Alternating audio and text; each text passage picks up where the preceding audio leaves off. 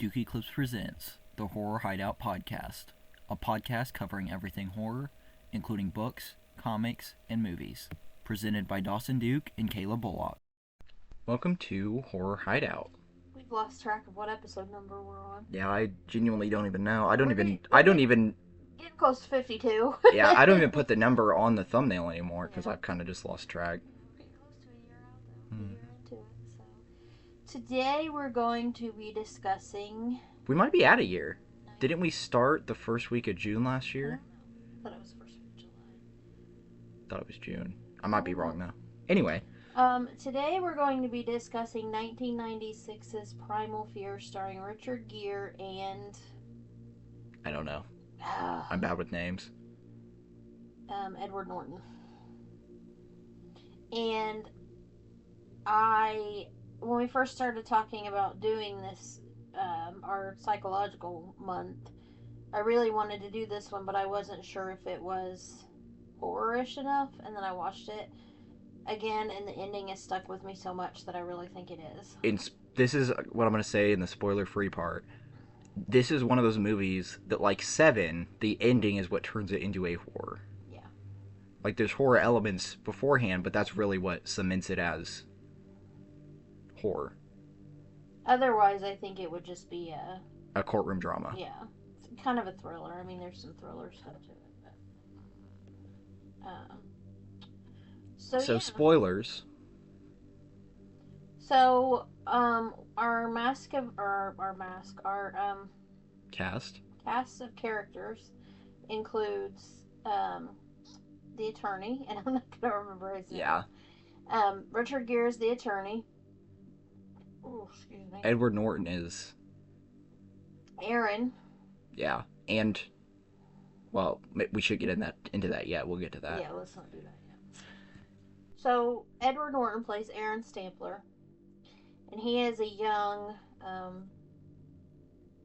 kind of get the impression he's kind of a runaway, like he left where he's from, and yeah, because they talk about how he had a bad childhood and stuff. Yeah, and I don't know if he's in New York. He's in some.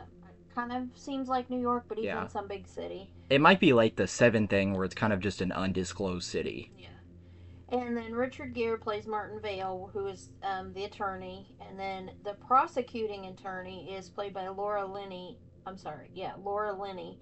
And she plays Janet. And so Janet and the other attorney, Martin, they had a thing in the past. Yeah. And it seemed like he was more invested in it than she was at first. Well, he says something about it wasn't a one-night stand, and she said, yes, it was. It just lasted 6 months. Yeah. So, But it seems like they still have something there. So, our first introduction to Martin is we kind of get the impression he's a big deal as an attorney. Like,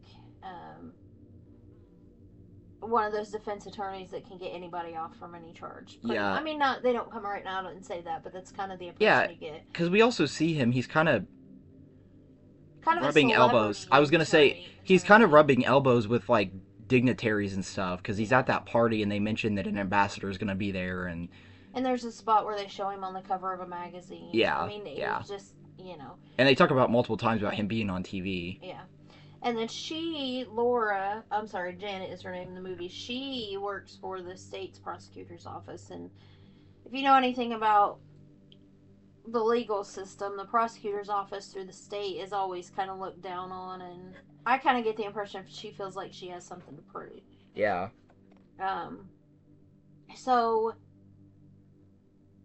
Aaron gets... So one of a bishop at the main Catholic church in this city gets murdered. Yeah. And they catch Aaron covered in blood and running from the scene. Yeah. And so Martin decides he's going to take him on. Because he's in a bar and sees this all happen on TV. Yeah. And he's talking to a character that's a journalist that he kind of confides in throughout the movie and is kind of used as a plot device for the audience to be able to understand what's going through Martin's mind. Right. Kind of like his internal dialogue. But, yeah. And so he takes this case on with no.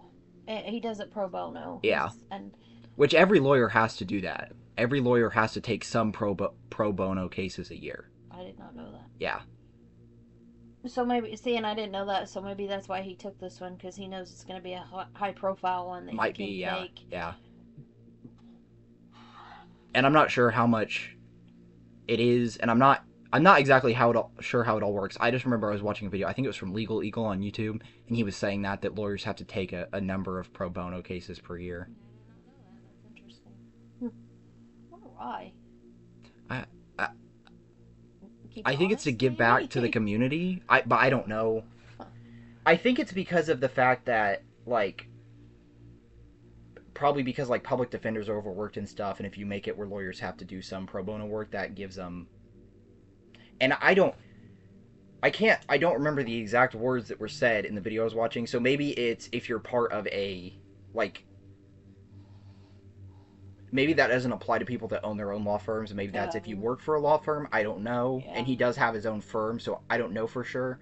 But I'm pretty sure every lawyer has to do a certain number of pro bono cases. Interesting. Well, I got the impression that he took this one just because he knew it was going to be high profile. Oh yeah. Keep his name and his face out there. Yeah. And so, when he goes to meet Aaron for the first time, we find out that Aaron is really young. He's really scared. He doesn't remember what happened. He's got a stutter. He's got a stutter. And he says that he's just a very likable, like, young man. Like, you just. And isn't it like the archbishop? So it's kind of like the head. That's what. Yeah. Yeah.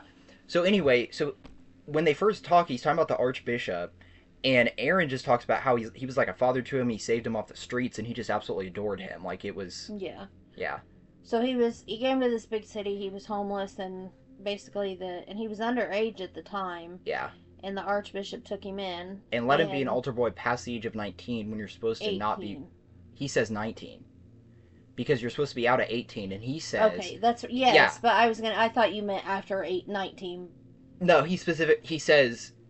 I don't know exactly what words it, but he says past 19, he was able to be an altar boy. So and you're supposed to stop at 18. Yeah, and it kind of sounds like. So I wonder if he is still around like 20 or something, because it sounds like he's still an altar boy the way they talk about it later in the movie. See, I didn't know if he was still an altar boy or if he was just still involved with the church. But they call him an altar boy, because even when they're talking about the other guy that comes up later, they call him like the other altar boy and stuff. But they might just be saying altar boy because that's what he was. Right, at the time, yeah. So I don't know where that. Yeah. But I don't either. So Aaron says he doesn't remember. He remembers going to the archbishop's to return a book. To get a book, or to return a book because he had his own private library. But when he got there, the bishop was already on the ground and there was someone on top of him, but then he passed out and doesn't remember anything. And he swears there's somebody else in the room. And he mentions that this blackout thing has been an ongoing condition he's had since he was 12. Right. And so then we kind of jump back and forth between Martin Vale's office and then Janet's office. And we find out that there were no other footprints, there were no other fingerprints, there was no other blood, there were no other signs at the archbishop that somebody else had been in the room when he was murdered. Yeah. And we didn't mention this, but when they find him, he runs, and he's got the police on the run for a few minutes, and like across railroad tracks and stuff, and then they finally find him. So yeah, that kind of, I don't know, I always feel like if you run, that makes it look bad on you too. Agreed. And when they find him, he doesn't look angry or upset or anything. He looks like a scared puppy. Yeah. And so Aaron even tells him when he first meets with him, he says, "I can't pay you," and he's like, "No, I'm not, He said, "I'm taking this pro bono." Yeah. And Aaron is like a southern kid. I mean, he's got a southern accent. He's got his stutter. And like you said, he talks really highly of the archbishop. Like, he was basically a dad to me, and, why would somebody want to hurt him and all this stuff. Um, So, pretty soon after this, Martin decides that they need to bring in um, a psychiatrist. That's not what they call her, though. She's a neuroscientist. Is that what it is? They ask her later, I don't remember what she is. psychoneurologist? Something like that. Anyway, they say it later at the actual court case part, but he brings her in to figure out what condition he might have that is leading to the blackouts. So she's not there to be like a psychologist or a psychiatrist. She's there specifically To for. diagnose him. Well, Right. Right. That's what I'm saying. not Like not specifically necessarily to for. diagnose him, but to figure out if he's lying about having blackouts is essentially why Yes. she's there. Yeah. Because they make a point of later on that she's not really there to diagnose him. She was there to see if there was a reason he was having blackouts, Right. but not to directly diagnose him with anything. Little subject change for just a second, but she was. I did not know. I did not recognize her, but she was the wife in Liar Liar. Huh. I haven't seen that movie in a long time, but apparently she's only in lawyer movies. She's been in a lot of stuff. I was I was actually just looking to joking. see if it said what her. It just says her name's Naomi, so it doesn't tell me what her what her role Yeah. is. But So, and we kind of skipped over something because that doesn't come up until after they go before the judge for the first time. And the Martin says that Aaron is going to plead the fifth, and that they're not going to put in a plea yet for guilty or not guilty or no contest or anything like that, and that they're going to wait until he gets psychoanalyzed. yeah, So that's what leads to him they getting the. they say that it's harder to go back on a plea than it is to postpone making one. Yeah. So So from what the psychiatrist learns, or the whatever she is, psychoanalyst or whatever term they use. Yeah. Um. So she ends up. I mean, they end up deciding to plead not guilty. yes, And Martin really believes that there must have been a third person there. yes, So we kind of, like you said, we kind of jump back and forth, and we kind of find out with what's her name? Janet. We kind of find out with Janet that this case is very important to her career, and if she loses this case, she's probably going to be let go from the firm. Yeah, and it sounded like her and Martin worked together. Like I wonder if I didn't quite catch this part, but they worked together. So maybe he was a public defender and then went Yes, to. they talk about that specifically. He used to work with her at that firm she's still at, Okay. and he left to go start her own firm. And she makes a comment about, well, I don't need the Mercedes and all the TV coverage or whatever, however she words it, and that she was happy to stay there. Yeah. And so I think that's probably why they broke up, is because she feels like he abandoned her for like fame, Right, or money. yeah, I could see that. Yeah. So, but yeah, so they do talk about that. Well, when we get to the lawyer stuff, I know there's a lot of lawyer stuff, but I'm actually reading a book that's kind of there's a lot of attorney stuff in there too. So if I get something wrong, just yell at me. Well, and um, I've seen Legal Eagle do a lot of his analysis of different movies and their legal accuracy, and I don't think this one is not that legally accurate in the actual courtroom. Like, there's a lot of things like bringing up evidence that wasn't, like, evidence is brought up before the court ever goes. I mean, before it ever actually goes before a jury. Right. You can't bring up new pieces of evidence with the jury sitting there, and you cannot approach the jury box. Right. And there's parts in this movie where Martin is like leaning on the divider, whatever it's called, to the jury box, and you can't do that in real life. And so there's some inaccuracies in this, and obviously the timeline is sped up because it would not go to court that fast either. It would be years. But and I don't think they take away from the movie. Which I think is cool because, like I said, I'm reading this book, and I can't tell you what the name of it is. The Stolen Hours is the name of it. And, there's a lot of courtroom stuff in there, but, like, things that I don't know anything about the author, but I wonder if maybe he is an attorney or was an Yeah. attorney, because things like, or a policeman, because when they do the lineup, he even talks about how the police officer steps back so her face is not, so the witness can't see her reflection, Yeah. and they can't say, she. So things like that I think are really cool to see. So this legal eagle eye may be something Yeah. I'm I think interested you'd in. like him. There's also I'm going to bring this up now, but it doesn't come up till later in the movie. But we were talking about him leaving that firm. Later on, when he's talking to the journalist, I think the last time, one of the things he says to the journalist is he had to do something very, very bad. It may have even been illegal. Talking about when he still worked for that firm before, so I wonder if that was the final push for him to go start his own. Maybe. And I kind of get the impression that, like, the head of the defense team wants Janet out, and I Yeah. wonder if it has to do with her being associated with Yeah. Martin. Um, so the psychiatrist, we're just gonna call her psychiatrist. It's not what her title is, but she actually talks Naomi. to Naomi. She Yeah. actually talks to Aaron a couple different times, and uh, does does he? Do we meet Roy? The first time we meet Roy, it's just when Martin's in there, right? Yes. She at one point is in the room with him. She's interviewing not Martin with Aaron. And she's interviewing him, and the camera starts to die because they're recording all of this, and it starts beeping that the battery's low. And he's earlier, Aaron had mentioned to Martin that he had a girlfriend named Laura or Lauren. I think so. But anyway, he had this girlfriend, and Linda. I knew it was an L. And so when Naomi starts questioning about her, he says he doesn't want to talk about it. He's got a headache and all this stuff. And then that's when the camera starts beeping that it's low battery.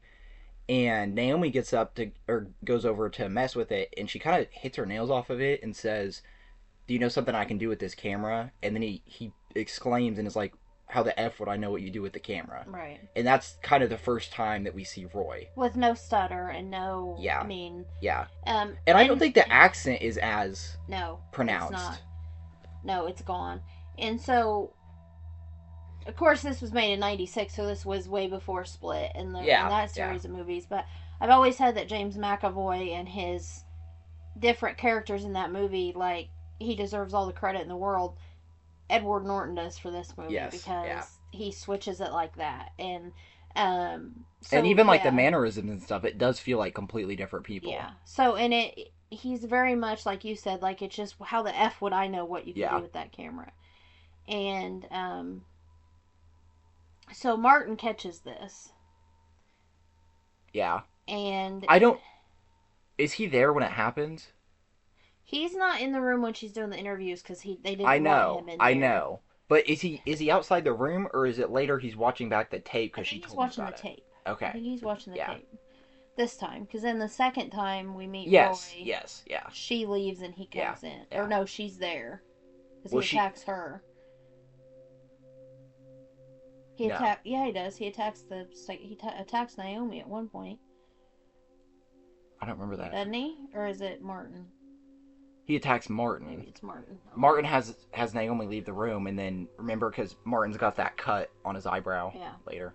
And he shuts the camera. We're getting ahead of ourselves. Yeah. So somewhere in here, Martin. Am I jumping ahead to talk about the videotape? Yes. Okay. Martin sends one of his people. Who's he played by? Because I recognized him, but I can't remember who he is. Andre Brower, and he. Oh. Does he play the police captain in something, or am I thinking of something else? He's been in so much stuff. Go ahead and talk, and because I know he was in City of Angels. He was the other angel. Okay, I haven't seen that.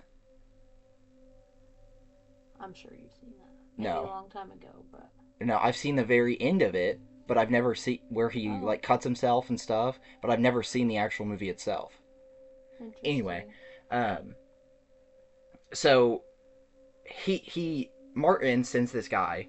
Do you have his name pulled up? Tommy. Sends Tommy to go to Aaron's apartment. Yeah, I think it was an apartment. He plays General Hager in Fantastic Four. Okay. Plays the Brent in the Mist. Okay. I would know both of those. Maybe that's what I'm thinking of. Maybe the general is what I'm thinking of, with kind of being in charge. So, like I said, City of Angels, he's the other angel. That's probably what I know him from. Anyway, um, he's also Holt in Brooklyn Nine-Nine. That's what I was thinking of. I don't know him from that. I know him from City of Angels. But Well, so he anyway, was supposed so to be BoJack Horseman, so yeah, but that'd be a voice role. It I wouldn't be a know. live And he action was in one. House. Yeah, I like House. So anyway, so Tommy goes to Aaron's apartment, and when he's there, he gets attacked by someone else that leaves. But Tommy manages to pull part of a necklace off of him. Yeah. Like it looks like a charm from a necklace, and I think it's a cross. It is. So anyway, Martin takes that and he brings it to Aaron and says like, who would have been in your house? And he's like, well, I don't know. And he says, well, he had this, he attacked my friend. And then he goes, oh, well, that would be this other altar boy, Alex. Alex. And so anyway, so we find out that this Alex was another altar boy, and they think that maybe he has done, or Martin thinks that maybe he's the one that killed the archbishop. Yes. So they're going to investigate that. So they end up chasing him down, which we've got some other scenes before this, but they end up finding him on the street somewhere and chasing him down into like a homeless encampment. Mm-hmm. And they finally get a hold of him and they question him.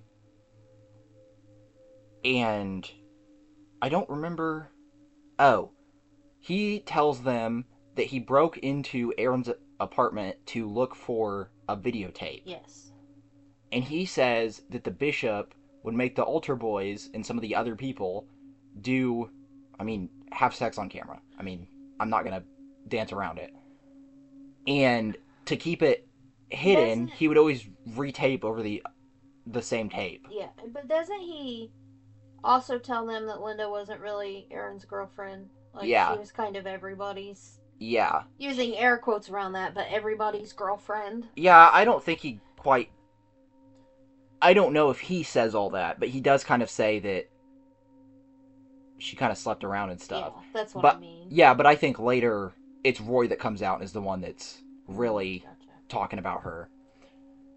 So, anyway, so they learned that from him. So now they want to try to find the videotape. And there was an earlier scene where they had gone to the Archbishop's apartment, but I don't think they'd found anything of note.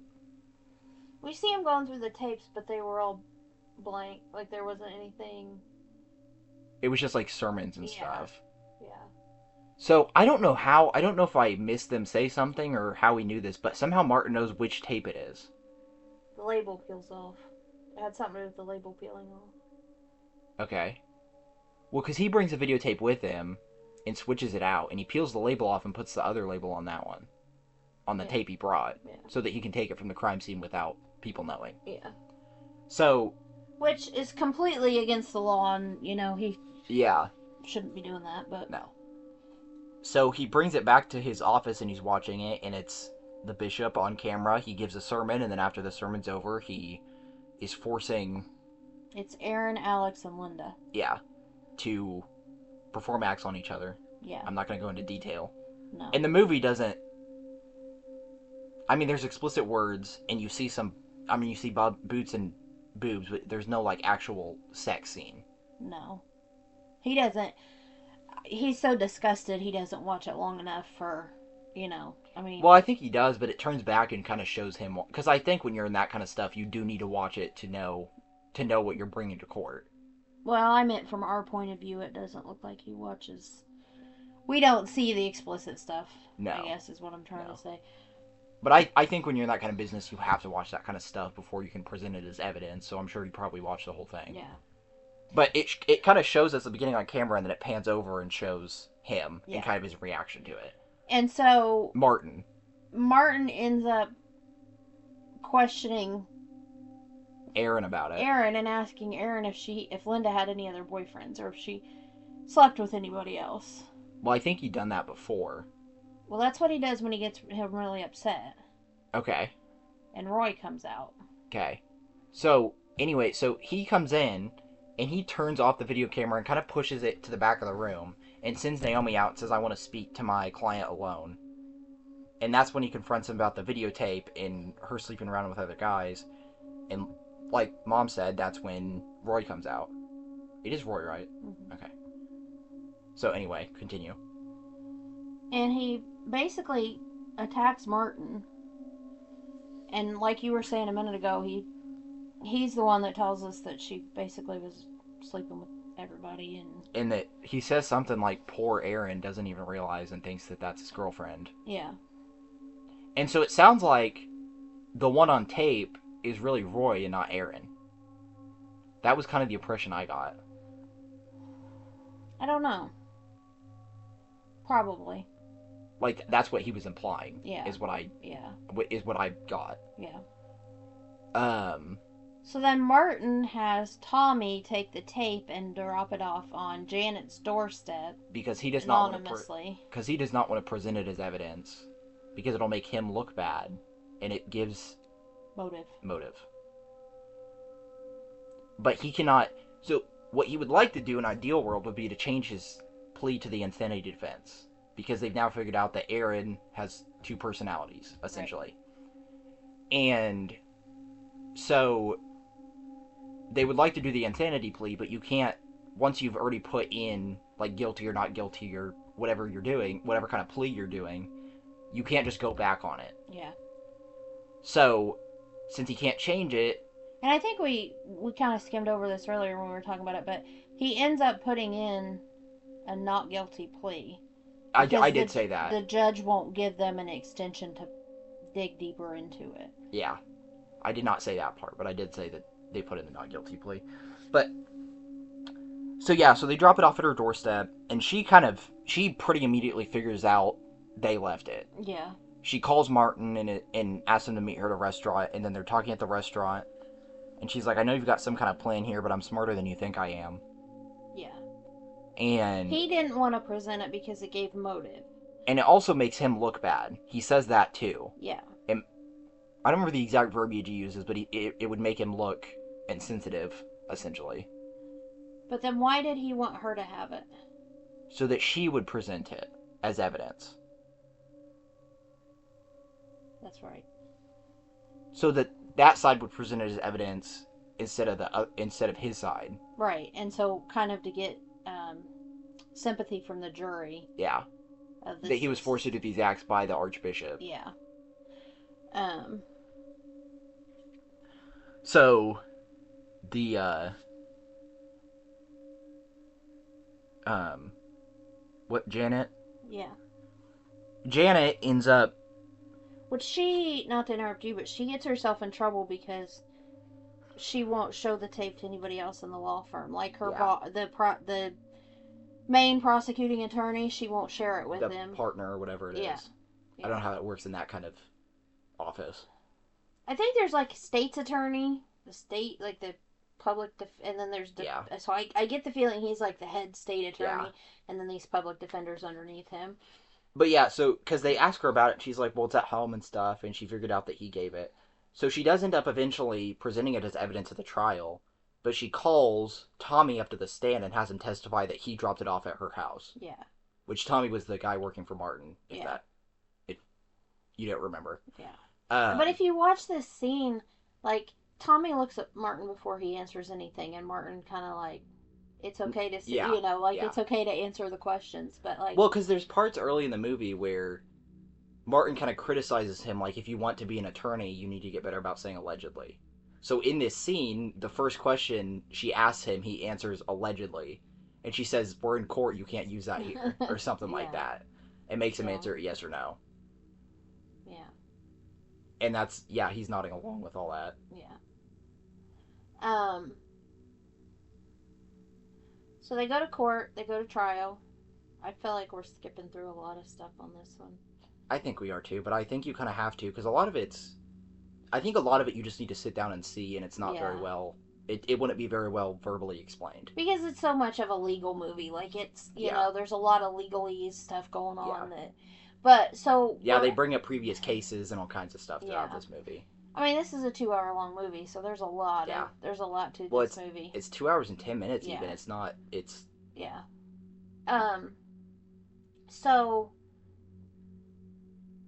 they end up putting Aaron on the stand, and Martin gets him upset enough that Roy comes out. no.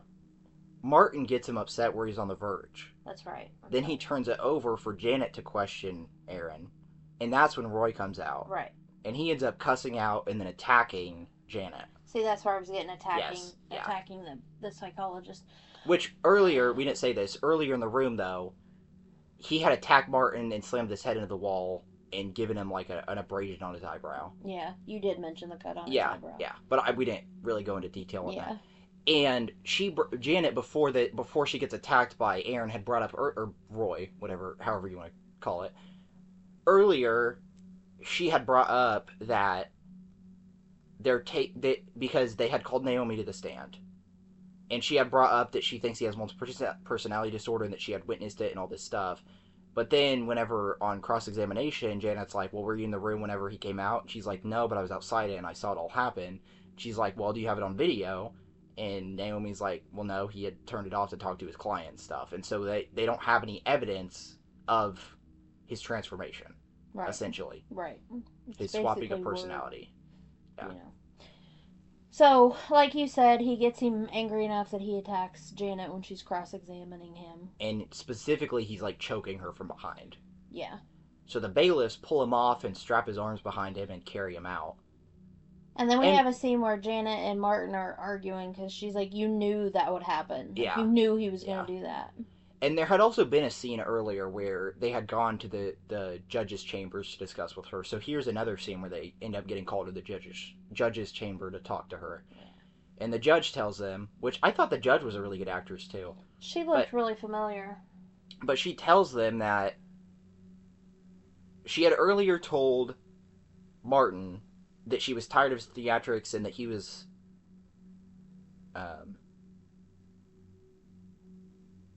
walking a thin line and stuff. Basically, contempt of court. Yeah, she charged him $1,000 for contempt of court. Judge? I think so.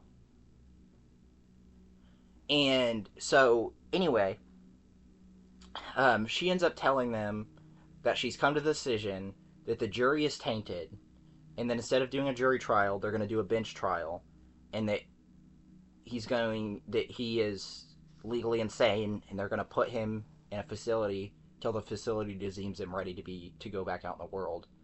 And Janet objects and says he'll be back out in a month, and the judge says, "Well, you have to take that up with the legislative branch." Right. And so that they're kind of done. It's kind of the case itself is kind of out of their hands. There's not really anything else they can do. So the judge is played by Alfre Woodard, and she was in Clemency, and then she was also shoot, I just saw it. Miriam in Captain America. Okay. She's been in a lot of stuff.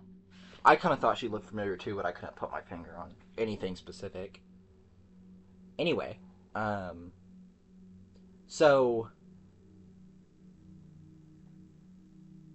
now, after all this has happened, the judge leaves the chamber and leaves the two lawyers in here, which is another thing that I don't think that a judge would do in real life. I don't think so either. I don't think a judge would leave their chambers until everyone was out of it. Yeah. But it's not, I mean, it's not super important.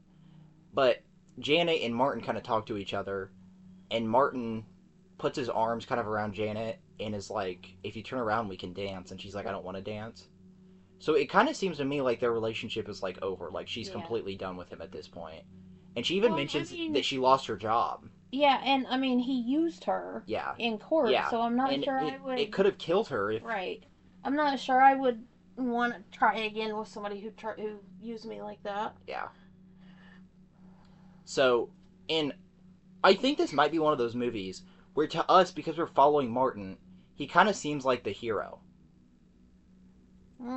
But really, he's not. I don't really like his character all that That's well. what I'm saying. I I don't mean, think. he does a good job. He's a good Yeah. actor. He does a good job playing the role, but I don't. And that's what I'm kind of saying. There's some movies you watch where you're not supposed, like, the main character, you're not really supposed to root for. And I feel like this is one of those movies. Yeah. Where you can kind of tell that the main character is not a good person. Yeah. He's very self absorbed. Yeah. And a lot of what he says just sounds like excuses. Yeah. Like, it sounds like he's rationalizing stuff. And it's one of those things where when he's talking, like when he's talking to the journalists and stuff, or he's talking to Janet, it sounds like he's trying to defend himself to the other people, but really what he's doing, he's trying to kind of absolve himself in his own mind. To kind me, of come he's up with manipulating. excuses. He's manipulating everybody. Yeah. But I mean, like, I think with the journalist, he's being honest in that last scene where he's talking to him and stuff. Yeah. I feel like I feel like some of the stuff he says is excuses he's coming to make himself feel better. Things to help him sleep at night. Yeah, maybe. I don't know. So now I want to talk about the ending. Yeah. You can talk about this. Aaron is back in his cell. They're going to transfer him to the mental facility.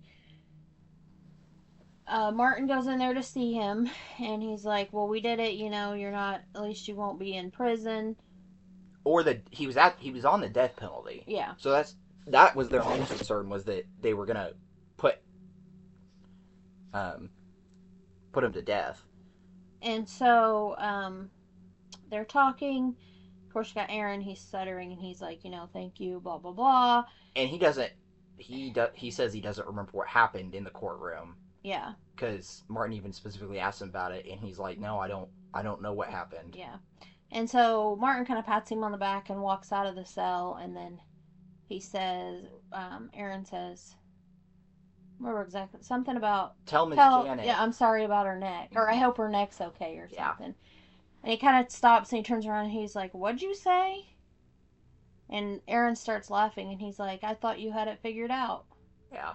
And he said, "There is no Roy, is there?" And Martin says yeah, that. and then Aaron starts laughing. He said, "Oh no, there is no Aaron." So the whole time he was pretending to be the stuttering, right, innocent Southern boy. Right. When in reality he was the. And it brought my mind back to, there's an earlier scene in the movie where I think it's only like the second time we see Martin talking to Aaron. And he tells Aaron that he needs to put on an innocent face. And he goes, "Exactly like that, that's what you need to do." Mm-hmm. And that's what it brought me back to. I never even thought about that. But I remember the first time I watched this movie and he said that, my jaw just like hit the floor, because I think it would have hit me a lot harder, except I'd seen that scene before, but I didn't know it was from this movie. Oh. But it also wasn't, it had been a long enough time that I didn't know it was this movie. Like, I didn't remember the characters or anything like that. But whenever the scene started, it came back to me. Yeah. And so I think it would have hit harder if I had not, seen it before. And so it's like you said when we started, this really isn't a horror movie without that ending. It's like when we did 7. Right. 7 I think it would have just been a thriller. Yeah. But I think with the Head in the Box ending, spoilers for that movie, but if you don't know that ending, I don't know where you've been, because that's such like a pop culture thing now, like the Head in the Box thing. Yeah. You hear people talking about it all the time. But anyway, I think that movie would just kind of be a straight noir thriller, except for that ending just pushes over the edge into like a horror. And I feel like that with this one. Like, I've only seen this movie one other time, and it's been years ago.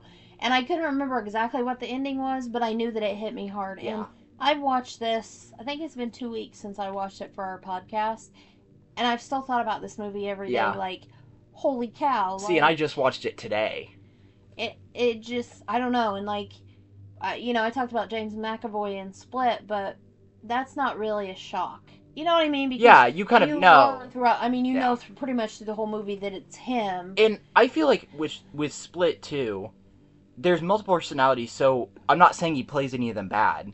But if there's any personalities that you don't think he does a good job with, you don't have to see him very long. Right. Like, he'll switch pretty quick. In this one, there's just like 2 two, supposedly. I mean, you find out at the end that there's just one guy.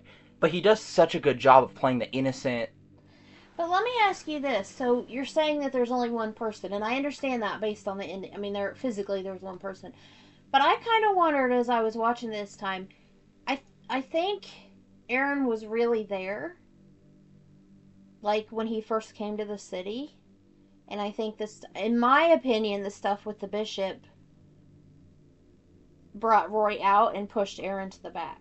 Do you know what I mean? That's not what I got. I think he just means there literally was no Aaron. I wonder if he's running from something worse than what we think he is. Maybe he murdered his parents or something. So you think he was Roy before he ever came to the city and Hmm. just took on this personality of Aaron?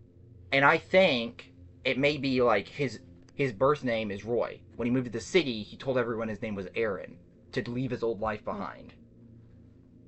That was kind of my interpretation, because he talks about earlier on when the psychiatrist Naomi, whatever actual title she has, but when Naomi's questioning him, she asks him about his mother, and he says that she's dead. And then she asks him about his dad, and he says, "Oh, he's a very bad man," or something like that. And so I'm wondering if maybe he killed his dad, or he says his mom's dead. Maybe he killed his mom. But I think maybe he's running from something bigger than we know of. And this is all just speculation. It's not like there's See, and you know anything that me, and flat I out always confirms look that in there. right, and I always look for the innocent, you know. Yeah, And I, yeah. I just took it as maybe I think the he whole was point. Aaron, and then I, Roy took over when no, because Aaron couldn't I think the handle whole point anymore. is he didn't actually have this disorder. And I don't know. I don't have a disorder. I'm not a psychiatrist. I don't know anything about this kind of stuff. But I wonder also, that would also be a good way that if there's any discrepancies between the actual real life multiple personality disorder and what he shows in this movie, that would be a good way to be like, well, it's not, he's pretending. That's true. Which that's more like a real life element to it, but Right? Yeah. Huh. That's true. I never thought about it like that. I don't know.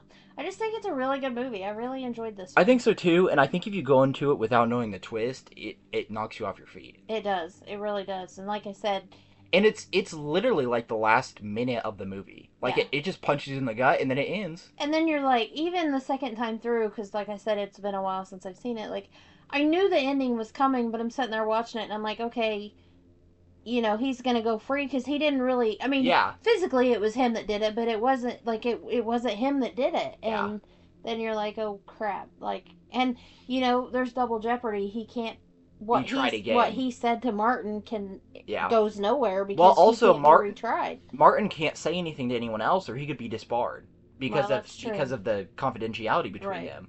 Because Aaron even or Roy even brings that up whenever he's talking to Martin. There, he goes, "It's whatever lawyer Client, patient, or client. confidentiality." Yeah. Yeah. Attorney-client privilege. Yeah, there we go. He says that before he explains all this, anyway. Or maybe it's at the end. But either way, he says that in there, so it's like you know that he can't really say anything about this. Yeah.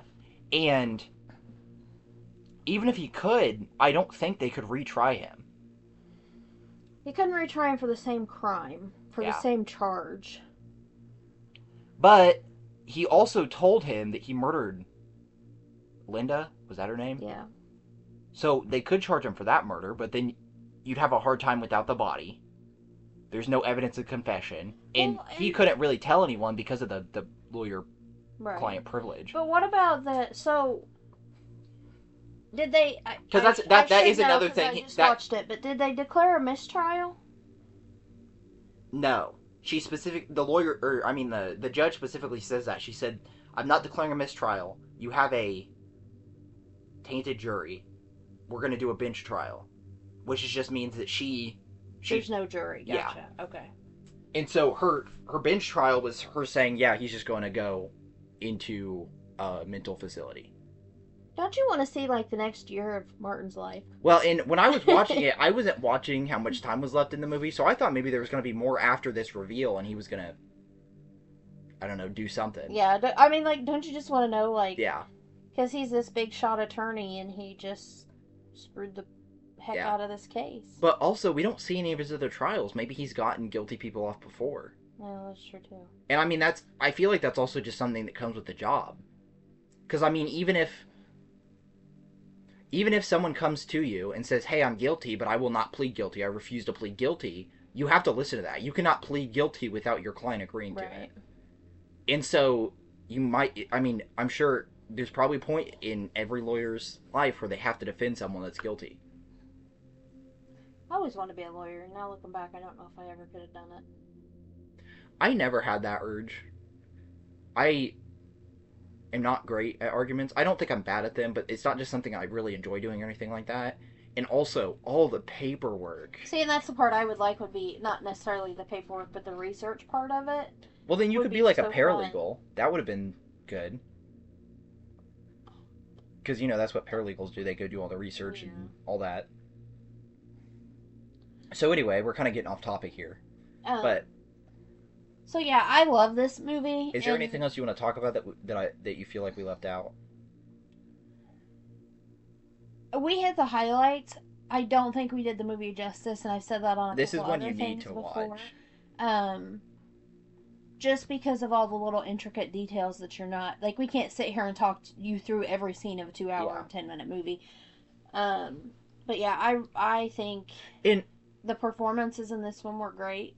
this movie leaves you with a lot, but I also feel like there's not a lot of mysteries left up in the air. Like we could speculate of what happened after this and all that kind of stuff, Yeah. but I don't think there's I don't know. Oh, one thing we did not mention was the whole book thing.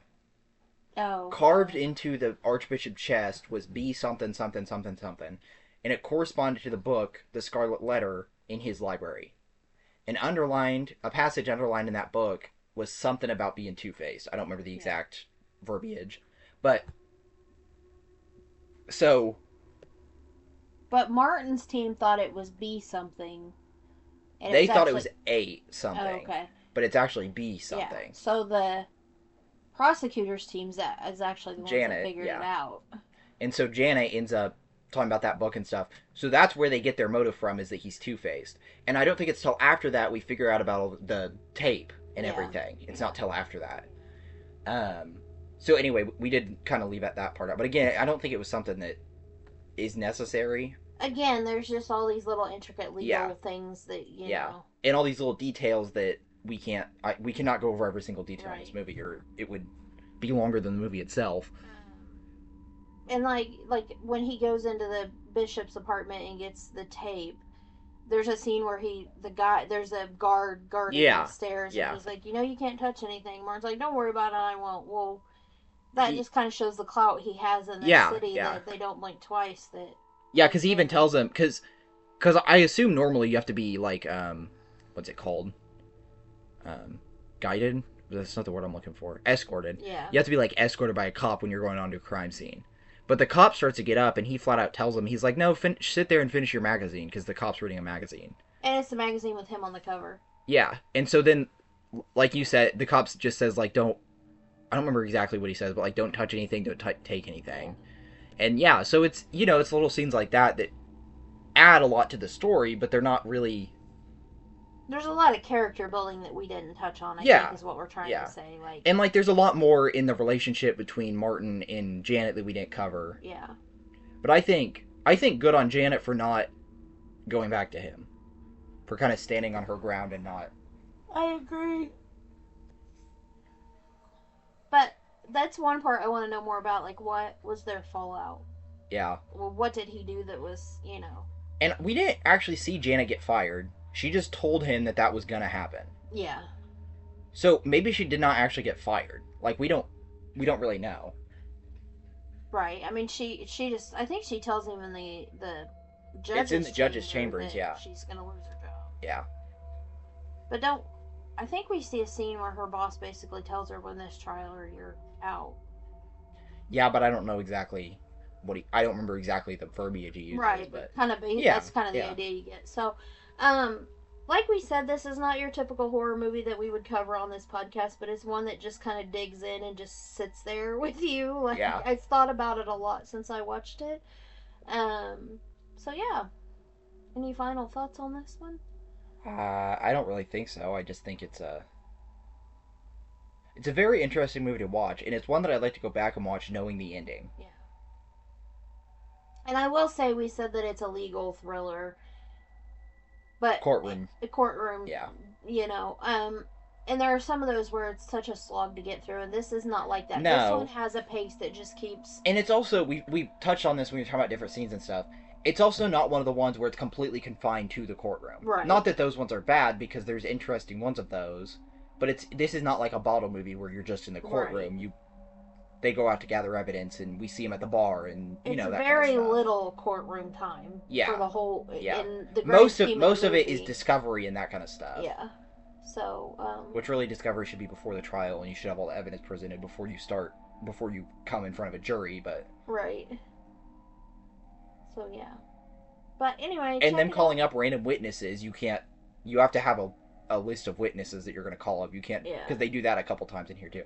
But again, that's pedantic stuff. It does not take away from the movie.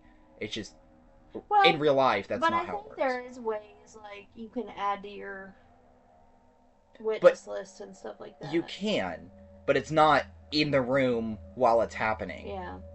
And I know that pretty much, like, if you're the prosecutor, either side, the other side is supposed to know all of your evidence ahead of time. Yeah. And they'll often do a thing where they'll swamp you with everything. Instead of just sending you the stuff that they're focusing on, they'll just send you everything to try to drown you. Because I think they even do that in My Cousin Vinny. Oh, yeah. That's a good movie, too. Yeah. Not horror, but that's a good movie. If you want a good legal movie that's a comedy, go watch My Cousin Vinny, but it's not horror at all. Okay, so next week we're doing Vivarium. Which is a pretty recent movie, 2020. I thought it was 2019. Is it that old? I think so. I swear it's 20. I might be wrong, but I thought it was 2019. You're right. So, and it's really good. It's one I recently saw the Backrooms movie. If you like the Backrooms, you will like it. It's kind of similar vibes. Don't say too much about Backrooms because I haven't seen that one yet. I'm not at all. So, yeah, so... And I wouldn't do that anyway because it's so new that I want to spoil it for people that haven't seen it. So check out Primal Fear. Let us know your favorite legal horror. And our next book we're doing is Scowler, so that'll be the last episode for the month. And then our first episode for July will be our 6-month wrap-up for the year of favorite books and movies. And then it's Shark Week month. Shark Week month, that's right. So I'm excited about that one. So me too. Our book for Shark Week month is The Deep by Nick. We'll find it. I can't remember his last name. We'll find it by next week. Yeah. So check it out. Let us know what you think of Primal Fear, and we'll see you next week.